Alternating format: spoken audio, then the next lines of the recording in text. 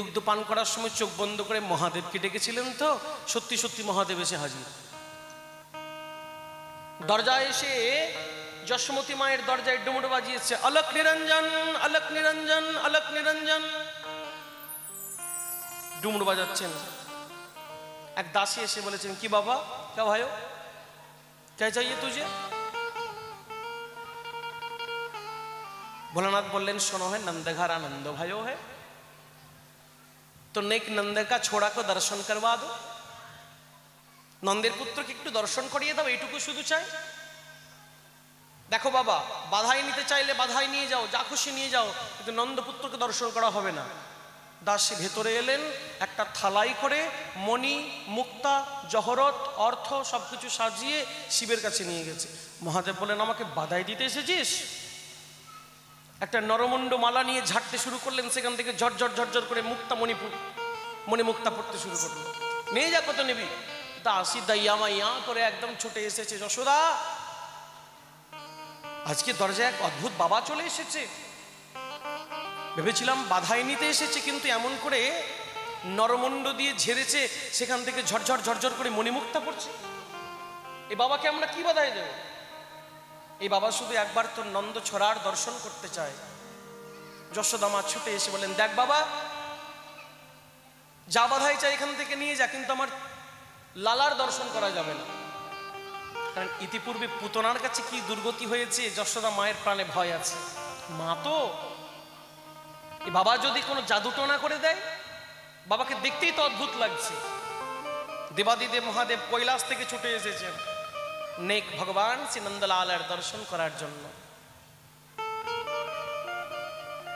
দেবাদিদেব মহাদেব দরজায় বসে মনে মনে চিন্তা করছে, প্রভু তোমার কি দর্শন হবে না?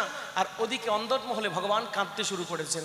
কিছুতেই মা যশোদা গোবিন্দের কান্না থামাতে পারছে না, কিছুতেই গোবিন্দের কান্না থামাতে পারছে না। যশোদা ছুটে এসে দেবাদিদেব মহাদেবকে বলে, দেখ বাবা তুই দরজায় দাঁড়িয়ে দাঁড়িয়ে নিশ্চয়ই কোনো জাদুটনা করছিস, আমার কানায় কান্না থামছে না। মা তোর পুত্রের একবার দর্শন করিয়ে দে, দেখবি তোর পুত্র কোনোদিন কাঁদবে না। নন্দরানী আর কি করবেন, ছেলে কাঁদছেন, পুত্রকে নিয়ে এসে দেখিয়েছেন দেবাদিদেব মহাদেবকে। মহাদেব দর্শন করলেন ভগবানকে। হরিহর মিলন, হরি আজকে হরের সঙ্গে দর্শন করেছে, বৈষ্ণব আজকে ভগবানকে দর্শন করেছে। মনের মধ্যে পুলক, মনের মধ্যে আনন্দ। আহা হা প্রভু তোমার দিব্যরূপ, যে তুমি বৈকুণ্ঠপতি গোলক বিহারী, সামান্য আজকে নন্দরানীর ঘরে দোলনায় ঘুমিয়ে আছে। তো দেখ মা তো লালার দর্শন হয়েছে, তো লালার দুটো চরণটাকে একবার মস্তকে স্পর্শ করাতে দিবি? দেখ বাবা দর্শন হয়েছে, এর থেকে বেশি কিন্তু কিছু চাইতে পারবি না। নন্দরানী আবার গোপালকে যেই ফিরিয়ে নিয়ে যাচ্ছেন, আবার গোপাল কাঁদতে শুরু করছে। বাবা দেখ না, আবার আমার লালা কাঁদতে শুরু করেছে। দেখ মা একবার তোর লালার চরণটা আমার মস্তকে স্পর্শ করতে দে, দেখবি তোর লালার কোনোদিন কাঁদবে না।